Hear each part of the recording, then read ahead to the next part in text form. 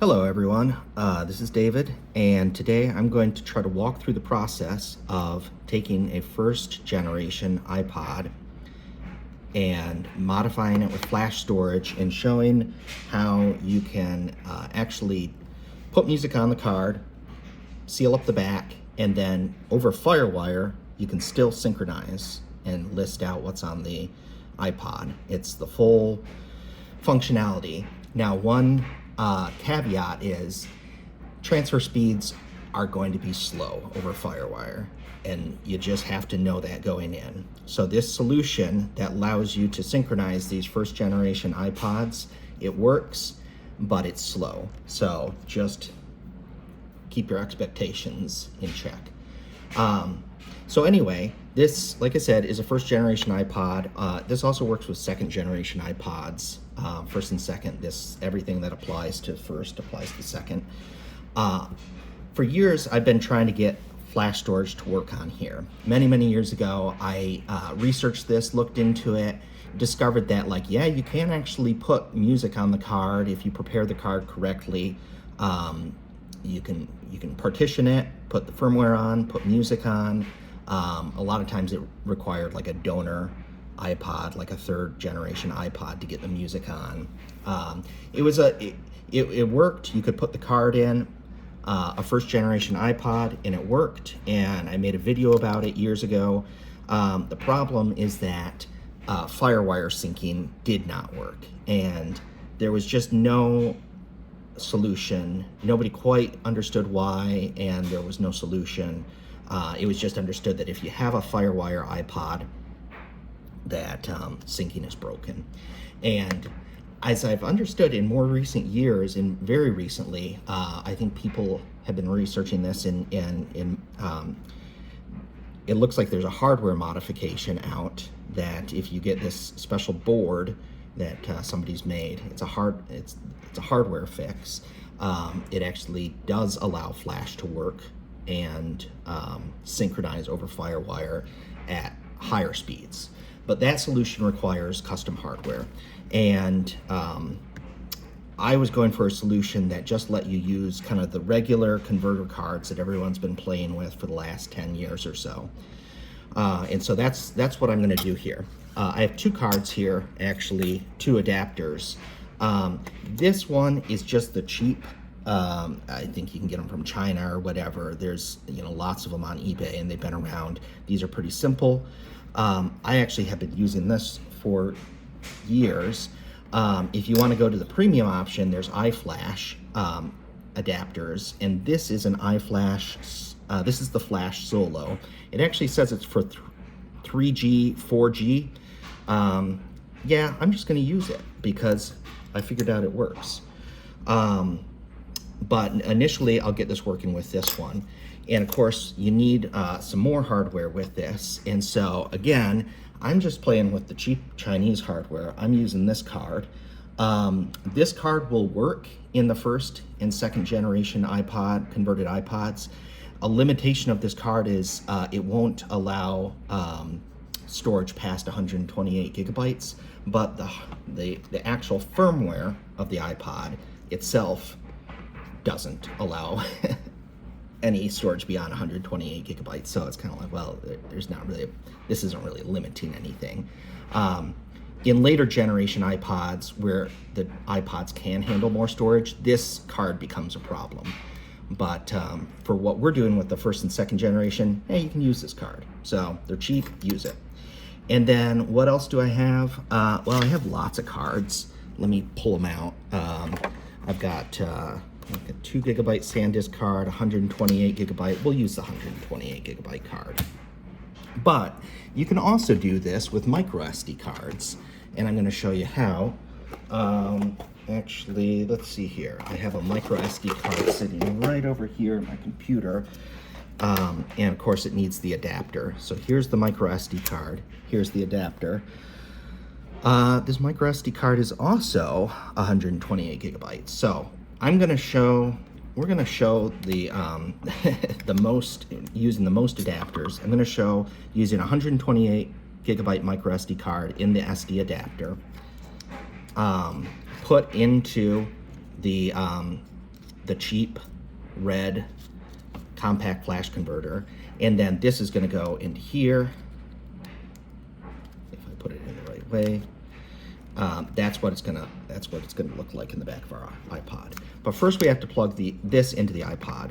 And just a note, because this is probably going to confuse some people, this adapter here has more pins than there are pins down here. So like, where do you put it in? Well, you put it in so these holes here align with these leftmost holes here when you're looking at the back. So in other words, I'm going to put it in like this. So in other words, these holes down here on the black adapter don't go into any pins. These holes here do. So I plug that all the way in, and that's good to go.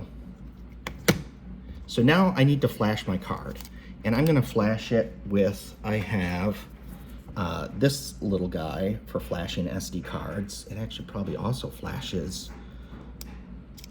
micro SD cards, but I guess I could just flash the micro SD card itself. It doesn't really matter. You can flash the card in the adapter or out of the adapter. I'm going to do either. Or I'm going to do the micro SD card. So I put it in my computer, and at this point, I'm just going to point this at my computer, and you can see my display. So one of the things that I did is, after doing a lot of research on how do you have to format the card, how do you have to partition it, things like that, I decided, you know what, I don't want to mess around with iTunes. I don't like the idea of having to wait around for iTunes to restore an iPod for me. We can just kind of figure this out ourselves. We can write everything to the card in exactly the format that the iPod wants it, and then we can just stick the card in, and it goes.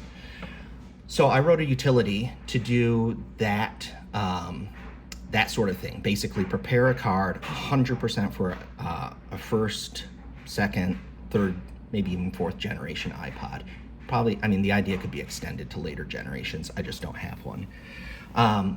So I wrote this utility, and it's called Flash. I called it FlashPod for flashing iPods. I later extended this utility to do some other things, such as we'll use the utility when it comes time to actually sync over FireWire. So it's a utility that is a little bit of a Swiss Army knife, but for our purposes, initially, we're just going to use it to flash the card, and I'll walk you through how to flash it. So you can install the tool. It's on GitHub. You can install it with pip or pipx. You can also just download it, and there's install instructions. I'm on Linux, so this is a very Linux-based way of doing it. My intent is to eventually have a Windows version of the utility, maybe even a graphic version. And then also, I know that a lot of people, they don't have access to FireWire ports anymore on their computer. I do. I have like a card in my computer, obviously, but not everyone has that. And so for some people, the way to get a FireWire enabled computer is to hunt around for an old MacBook or something like that. So I wanted to make sure that this FlashPod utility also worked not just on Macs, but on old Macs. And so I wrote it in a way that it doesn't have a lot of dependencies. You can install it really cleanly on old versions of Macs, and then just use your old MacBook to do the work. But that's when you actually need a FireWire port, and the FireWire port is only for syncing after the back has gone onto your iPod and everything is sealed up. When you're just flashing the card, you can do this on any computer. So I'm doing it on a Linux computer. You type FlashPod and then the word flash. There are other commands like FlashPod, list, or FlashPod add. But the one to flash a card is just FlashPod flash. And it's going to need some admin privileges to do this, and so I type in my password, and now it's giving me all the firmware that it knows about. And like I said, I've only programmed this to work with up to 4th generation. Maybe I'll make this work with higher generation iPods, but my interest is mostly in the old, very early iPods. So we're flashing a 1st, 2nd generation iPod. they take the same firmware. It's version 1.5. So I'm just going to select 0 here. It's option 0. Now it's looking at the cards that are in my machine. Apparently it sees, I don't know what this 0 byte card is, but you have to look at this and try to figure out like, okay, which of these is my card? And I put a 128 gigabyte card in. It sees it as 117 gigabytes. It's this card anyway. So, and I'd actually formatted it as an iPod, like it has the label iPod, but that's not really, that's not gonna be the case with most of your cards. So I pick 1, and it's basically giving me the, you know, the partitioning command plan that it's going to run, and this is fine. And so you just, as a final confirmation, you have to write erase SDC to proceed. So you do that, and it's off to the races. It's formatting the card into the proper partitions that the iPod wants. It's using FAT32. I decided not to go with the Macintosh format. That just seemed like it was going to be too much trouble for what it's worth. And my testing showed there was really no benefits to having a Macintosh formatted iPod. That didn't do anything to solve the FireWire sync. So it's put the right firmware on there. So we just did everything that like the iTunes restore would normally do. Now we need a couple more steps before we really make it usable. Now we could put the card in the iPod, and the iPod would boot at this point, but it would complain.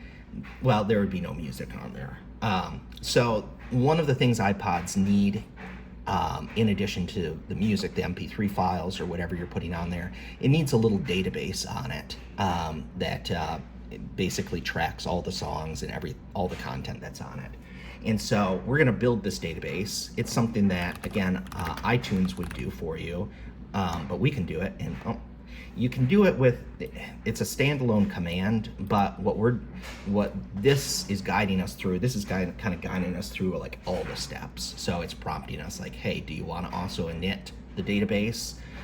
That's what this FlashPod init would do if we ran it by itself. Here, all we have to do is say, yes, we want to run this init. And this is going to initialize the iTunes database on the card. And so now it's happy, it has an empty database. As we load music, we'll put the files on, we'll also update the database. So this is the last step. Music needs to be loaded onto the iTunes. Again, we could just seal it up and synchronize over FireWire, but as I've said, it's a very slow rate. It is possible, but if you've got a lot of music, just put it on your card now, put the card in the iPod, and then save synchronization for when you've got like an album or two that you want to move on and off. So we're going to load it up now. Now I'm not going to load it up with tons of music, but I'll load it up with a little bit, just one album. And so I'm going to pick this artist who has one album, and I'm going to put this album onto the card, and it'll also, of course, update that iTunes database. I mean, this is not amazingly fast, but it's way faster than the synchronization over FireWire. So preloading your music onto the card is definitely the way to go, but I want to stress it's not the only way. You know, some people stop and say like, oh, this is just about putting the music on the card. Syncing is still broken. Syncing is not broken. Syncing works. Syncing is just slow, at least when you use this solution. Maybe at some future point, somebody will come out with the hardware PC board that allows FireWire to sync at full speed. But until that's available, this is one option. Because the thing is, I didn't want to put the back on my iPod and then know like, well, if I ever want to get music on or off, I have to take the back off. That's a big pain. I wanted syncing to work.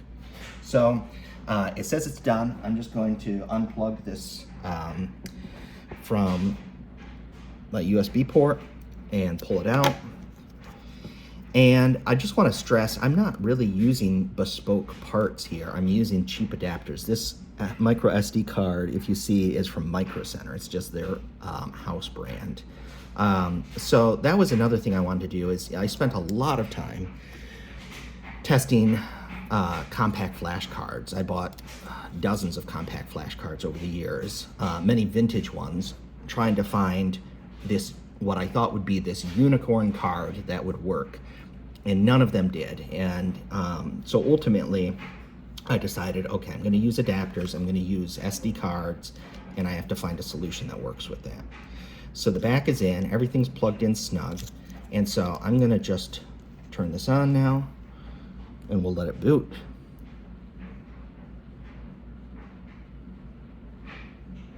And it's giving me the folder sign, so something's not happy here. So let's pull this out and make sure that everything is aligned.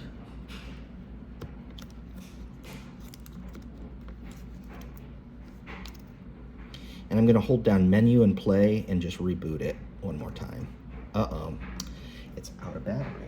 How is that possible? It's been charging for days. Well, my battery might just be shot.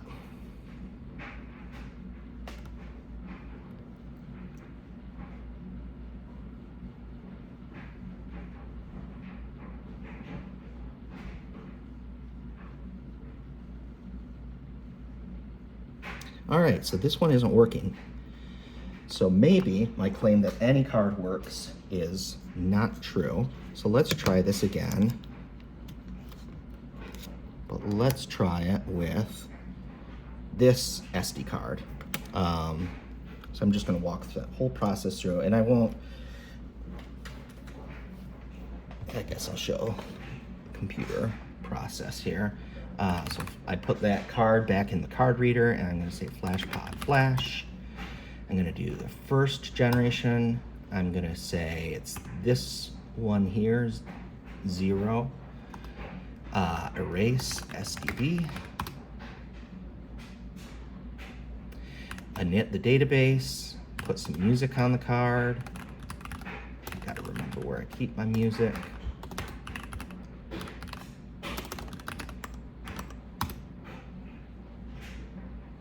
Well, that was a lot faster. A lot faster with the actual SD card and not the micro SD card. So now I take my SD card that I just flashed, micro SD card's out of the picture. Stick this in, put this back in, snug everything up, and try to boot.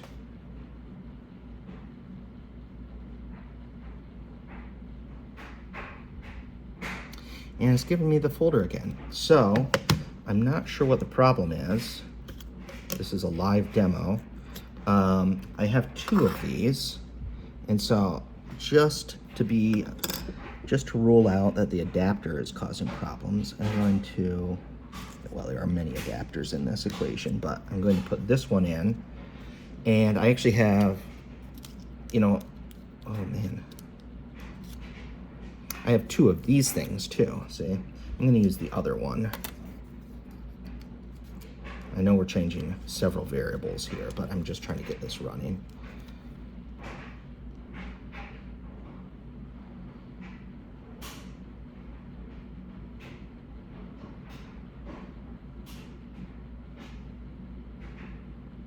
There we go. So let that be a lesson. These things do work, but they can be flaky. So maybe that's a argument for going with the iFlash hardware. But anyway, music, artists, there we go. We got our music on there and it's playing. So that's great. Now let's see evidence that we can actually synchronize. And so I'm going to plug this back in. Here's my FireWire cable. And it's going to go into the disk mode after a little bit. All right. Now it says okay to disconnect. That is misleading. That is because it has not been automatically mounted on my computer, and that's intentional. What I found, and this is really the very short version, is that modern operating systems, and this goes for Linux, this goes for Mac, probably goes for Windows, but I haven't tested under that. When they try to mount this iPod in disk mode, the default settings that they use to mount it are, they don't work. That's why everyone says like, hey, this iPod won't sync. What I found with a lot of careful testing is that no, they do sync, but you have to handle the transfer very carefully with kid gloves. The iPod has a lot of limitations when it comes to synchronizing in this mode, but it is possible. And so I took all the learnings that I found from that, and I baked it again into this FlashPod utility. So what this FlashPod utility does is, in addition to preparing the cards, it also lets you synchronize and see what's on the iPod, but you have to use the FlashPod utility. So to see what's on it, you could type list, and we're gonna say, we're gonna use FlashPod list. It should have detected that there was an iPod.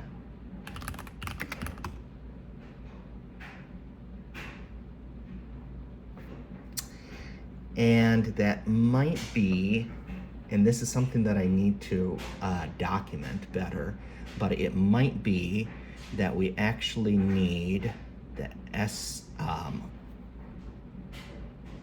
what's the SBP2 Linux module, kernel module. So let me look this up real quickly here. Linux SBP2 FireWire. I can't remember exactly what it is, but I might need to mod probe FireWire SBP2. Let me try that. Sudo mod probe FireWire SBP2. Linux machines are slowly losing support for FireWire, and here we go. Okay, so it took a few tries. We had to mod probe FireWire SBP2.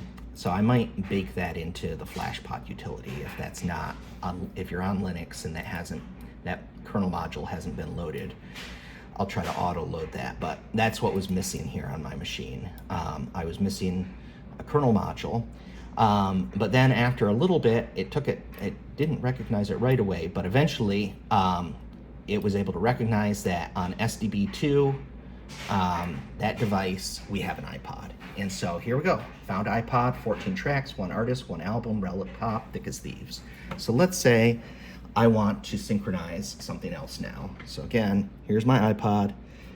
We're gonna synchronize, and we're gonna add another artist. And so I'm gonna say FlashPod add.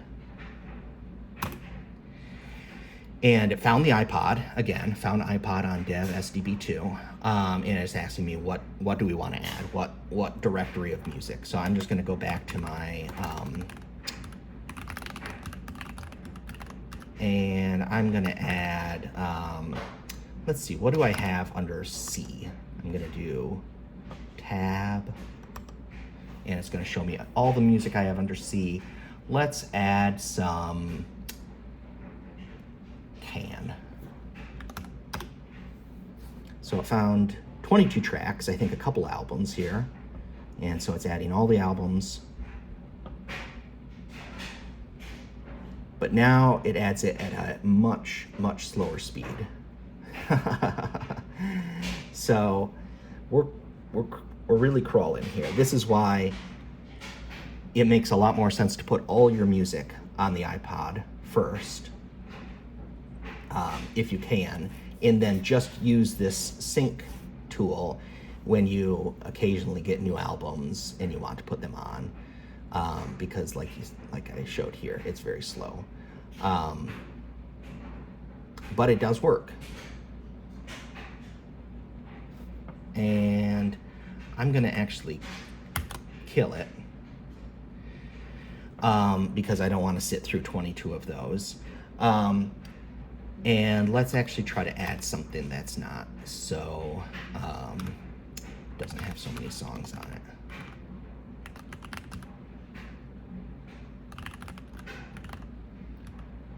We'll just add one Can album. How about Taco Mago?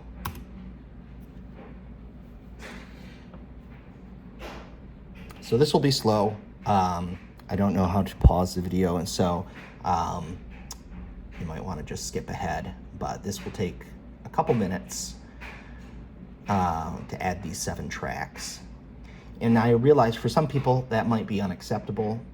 To me, I was just happy to have a method that works, that's synchronizing the iPod. Again, I don't have the back on it yet, but presumably I would put the back on it and then it would stay on, and I don't have to keep taking it off and on, which is a kind of a real pain with these iPods.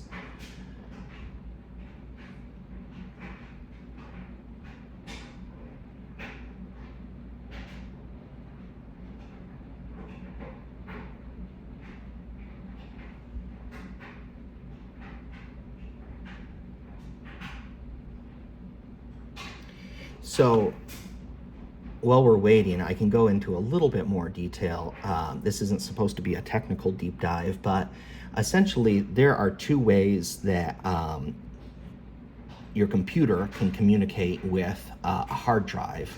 And this applies also to the drive or flash card that's in an iPod. And these modes of hard drive operation communication have been around for many, many years. It's nothing new. There's this mode called DMA, and that's the fast mode. And that's what iPods are supposed to use when you have the original Toshiba hard drive. These are capable of using DMA mode. And that's fast. I mean, fast relatively. FireWire sync is at full speed, but unfortunately, I have not been able to make a flash card work over DMA mode. Some of them claim compatibility with DMA, but the full syncing does not work over DMA mode. And you wouldn't know that you're using DMA mode when you're synchronizing over iTunes. You would just plug it in over iTunes and sync. This is really about, DMA mode is about internally, what is the underlying stack doing. There's also another mode called PIO. And PIO is where it's essentially a kind of a slower method of transferring data, but it's a little simpler also. And this is actually what we're using on the iPod. So the iPod had compatibility with both modes. It actually fell back into PIO mode in certain cases, which was great because our flash cards, like I said, DMA doesn't work with them. It sounds like somebody has figured out a way to make DMA mode work with flash cards, but it requires a custom chip, a custom board that goes into the iPod. That may ultimately be the future and the right solution here. But until that appears onto the scene, if you're just using the old iFlash hardware, or even cheaper, the cheap Chinese adapters, DMA mode is not going to work for you. Happily, the iPod does fall back into PIO mode, but the problem is that, and this is an oversimplification, but our modern computers try to talk too fast to the iPod over PIO mode. And that's essentially what leads to the synchronization just not working. Sometimes it sort of works, like you can do a flash modify a first gen iPod, put music on it, and then plug it into your computer. And on some computers, they have recognized the iPod and maybe been able to pull up the files on it. But anytime I try to actually create, add files, create a file on the iPod over FireWire, it was always failing. And it was failing, again, oversimplification, but because my computer was talking too fast over the FireWire sync with the iPod. And so the solution is we've got to slow down the synchronization process to a point where the iPod can handle it and it doesn't get overloaded and overwhelmed. And what you're seeing here is this is unfortunately the speed that we have to go at for the transfers to work under PIO mode, but it does. And so the way I see it is, hey, when I have this thing all finished and done and the back is on the iPod, I'll have the majority of my music on there. And if I ever want to put new music on, it's the sort of thing where you fire it up and then you walk away for a little while. You go out, you go to dinner, you go play outside, you do something, but you don't sit there in front of the computer just waiting for it to finish, because clearly just adding one album here, it took minutes. So this is a solution, but I want to be clear-eyed. It's also kind of slow. So here we got the iPod. I'll unplug it now, and that do not disconnect, you can just ignore it. You can disconnect. When the FlashPod utility has finished and it says it's added the tracks, then we're good to go. So here we are, we go to music, go to artists, and here we've got Tagomago. So we're good to go and it can play. So that's it in a nutshell. There's more to show with this utility. We can list out what's on the iPod. We can add music, we can remove music. So there is a feature, you know, if you decide like, hey, I'm done with such and such artist, you can actually clear up some space on it. That's really a pretty fast operation. FlashPod, I think remove. The actual command is more like Linuxy, FlashPod RM. And, oh, we actually have to say what we want to remove, I'm sorry. So you say either a track ID, which is, you get the track IDs from, oops, gotta actually remember how to run this thing. So when you list, when you say list all, it lists everything out and actually lists these internal track IDs. This is a really gruesome way to delete songs. You'd have to do it one by one. What would be easier is just say delete can or something like that, or delete relic pop. And so I can say FlashPod remove relic pop. And oh, I have to say remove artist. Again, I don't remember how my own tool works. So now it's removing relic pop. Removed it. So now if I say list what's on it, it just shows Tagomago. And again, you know, I have 119 gigs free. And I unplug it. And we let this reboot.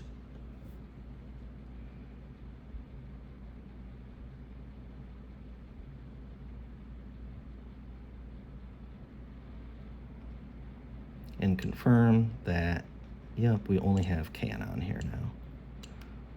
Yep, it's just can.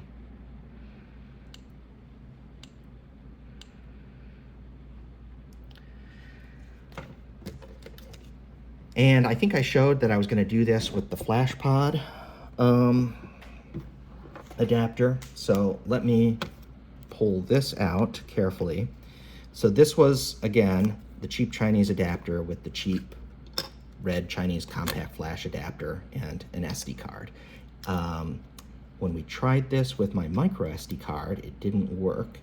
So that is evidence that maybe not all cards will work. I have had success with some micro SD cards. So here's the Flash Solo, and I only paid like $30 plus maybe $10 more for this little adapter down here at the bottom.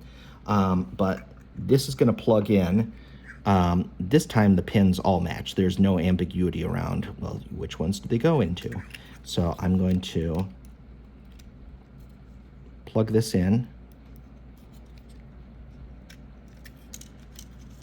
And it kind of sits a little bit like that, but that's fine. The back, I think the iPod will be able to, hopefully we'll be able to put the back on it. If not,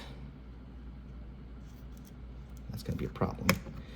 And then here's the 128 gigabyte SD card. Put it back in, and then I'm going to hold down menu in play and reboot, and we'll see if this works.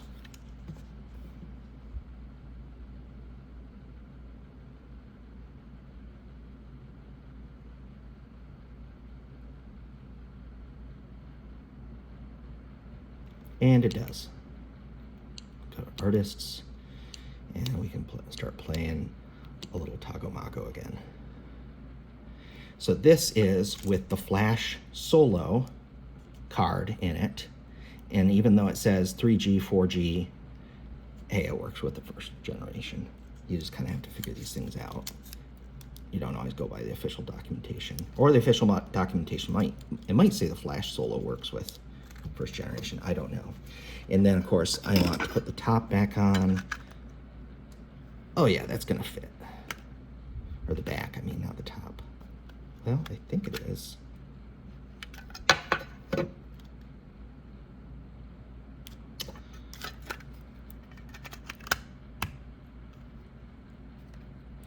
don't actually want to snap it all the way back in because I'm not ready to put it on, but yeah, the Flash, that might be a problem actually. That might be a problem. It looks like it's trying to bend down and it can't bend this all the way over. So this is actually possibly a no-go option. Even though we saw that the Flash Solo did technically work, it's looking like because of the way they designed this adapter, which is a little frustrating, it looks like it won't actually, the back won't actually sit back on completely. So it may just be, gently take this off. It may just be that we have to use the so-called flaky Chinese adapters, but they've honestly worked pretty well for me. Here's the one that we were having trouble with earlier. I'm gonna try it again because I think it was the card that was giving us problems. And here's the adapter that previously didn't work. So again, I'm gonna plug all these in and reboot, and we'll just see what these other adapters do.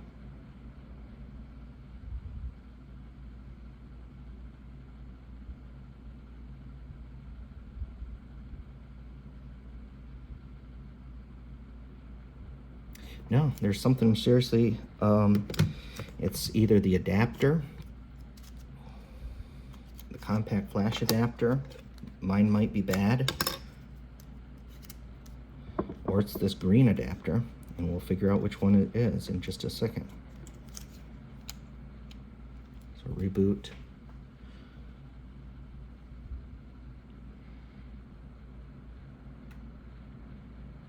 So it's the green adapter. So something is off about my green adapter. But if I use this one,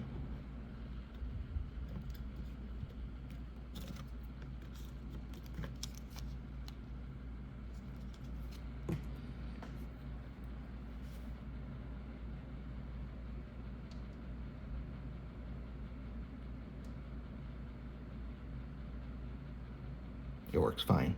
So these adapters, they work, but apparently they can go bad, or sometimes some of them don't work.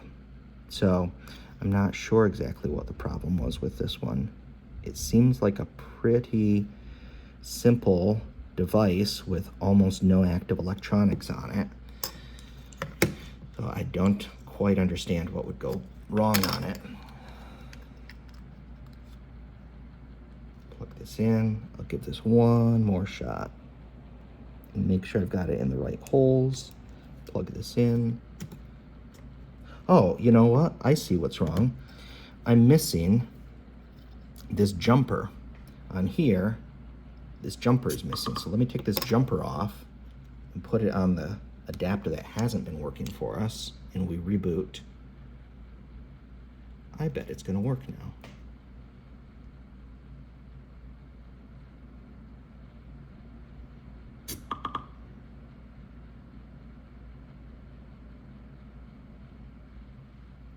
works. It was that missing jumper. So I think anecdotal evidence of the flakiness of some of this hardware, the non-iFlash hardware, is overblown. In this case, I had this card wasn't reading for me, but it was missing the jumper, and the jumper says close master, open slave. It needs to be in master mode. It can't be in slave mode. These are IDE terms. And so actually my experience with the cheap Chinese hardware is it actually works fine. And I've been able to flash a number of iPods using them. And more importantly, on this one, the back is going to be able to close completely. I won't have an issue with that. Yeah, it's gonna snap on fine once I press that in.